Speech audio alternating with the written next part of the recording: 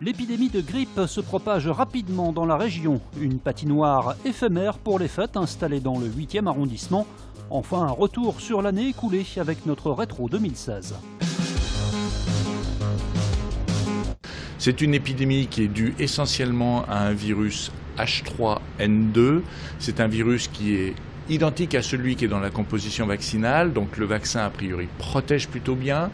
Il touche ce virus plus particulièrement les personnes âgées et les très jeunes enfants.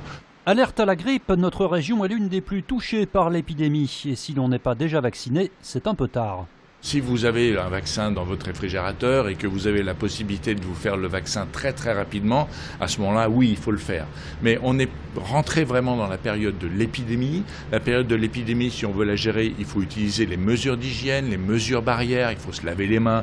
La vaccination, on peut encore la faire, mais c'est très tard. Il faut bien se rappeler que pour que le vaccin soit efficace, il faut attendre 15 jours à 3 semaines. Une vaccination toujours particulièrement conseillée pour les personnes les plus fragiles. L'épidémie de grippe est responsable de 2000 à 7000 décès en moyenne chaque hiver. Donc en Rhône-Alpes, qui représente bon an mal an à peu près un dixième de la population française, on peut s'attendre à ce qu'il y ait entre 200 et 700 décès en Rhône-Alpes pour une épidémie de grippe classique. La victoire hier de l'OL à domicile 2-0 face à Angers grâce au but de Lacazette et Fekir. Lyon est toujours 4e au classement à 10 points du leader Nice. Les hommes de Bruno Genesio peuvent aborder la trêve sereinement. Prochain rendez-vous en Coupe de France le 8 janvier face à Montpellier. Ça me rappelle plein de souvenirs. Je me sens comme retourner en enfance et on oublie tout pour venir vraiment s'amuser. C'est pur plaisir. Le plaisir de patiner en plein air, place Ambroise Courtois dans le 8e arrondissement. La patinoire éphémère installée pour les fêtes a toujours autant de succès. Du bien. Ça fait...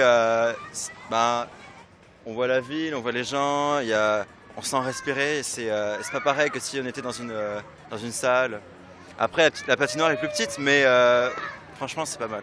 Chaque soir ou même dans la journée, si c'est nécessaire, nous mettons les personnes d'un côté de la piste pendant que nous retravaillons la glace de l'autre côté. Parce qu'en fait, au bout d'un petit moment, c'est de la neige qui se forme. La glace, en fait, on arrose la patinoire la nuit pour que la glace se reforme quand il en manque. Ce qui est gênant, c'est la conjugaison du vent et du soleil. Parce que vent et soleil, sur la glace, ça fait comme un sèche-cheveux. Donc la glace fond.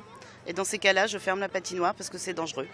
Côté tarif, comptez 4 € de l'heure, comprenant la location des patins. Les gants sont obligatoires. La patinoire est ouverte jusqu'au 8 janvier.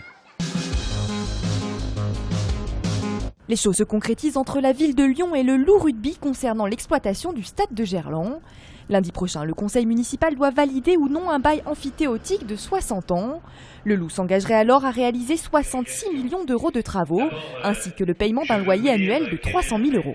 2 ans et demi de prison ferme, c'est la peine à laquelle vient d'être condamné par le tribunal correctionnel de Paris Michel Néret, ex-numéro 2 de la PJ lyonnaise, poursuivi pour corruption.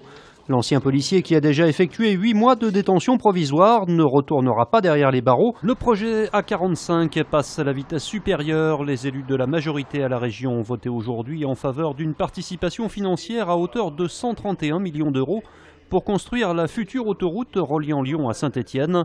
La 47, c'est 1 milliard d'euros, alors que l'A45, c'est 750 millions d'euros. La deuxième raison, c'est que pour requalifier la 47, il faut un chantier qui va faire des embouteillages monstres pendant 10 ans et qui mettra 10 ans de plus à arriver. Scène de liesse hier soir, place Bellecour, mais pas celle que l'on attendait. Les Bleus se sont en effet inclinés 1-0 au Stade de France face au Portugal en finale de l'Euro 2016. Les supporters français étaient pourtant nombreux à la fanzone de Lyon ce dimanche pour assister au choc. À quelques minutes du coup d'envoi, c'était la ferveur qui s'emparait des plus de 20 000 spectateurs présents.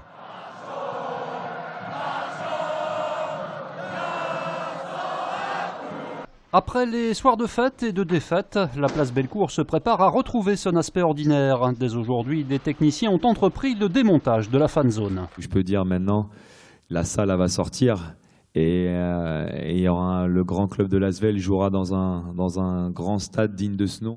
Et c'est parti pour la future Asvel Arena. Tony Parker et ses partenaires présentaient ce matin le projet de la nouvelle salle où évolueront d'ici 2020 les champions de France en titre. Comme partout en France, Villeurbanne a ce midi respecté 1 minute de silence en hommage aux 84 personnes tuées lors de l'attaque jeudi dernier sur la promenade des Anglais à Nice. C'est l'annonce politique du jour, la démission d'Emmanuel Macron. Celui qui, il y a encore quelques semaines, était en visite à Lyon, a décidé aujourd'hui de quitter le gouvernement. Une décision soutenue par Gérard Collomb. On se réunit régulièrement pour essayer de réfléchir à l'avenir de notre pays. Il est clair que pendant les mois qui vont venir, je vous rappelle qu'on est simplement qu'à 32 semaines de la présidentielle.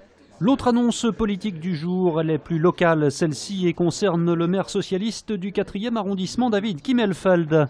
Dans une interview à nos confrères du Progrès, Gérard Collomb le présente officiellement comme son dauphin pour l'hôtel de ville en 2020. Les bulldozers sont entrés en action sur le terrain du Puiseau qui représente 20 hectares en bordure du périphérique à Vénissieux. Dans un premier temps, le site va accueillir les 2 enseignes Ikea et Leroy Merlin à l'horizon 2019. Leurs actuels magasins de Champ-du-Pont à Saint-Priest devraient alors fermer leurs portes.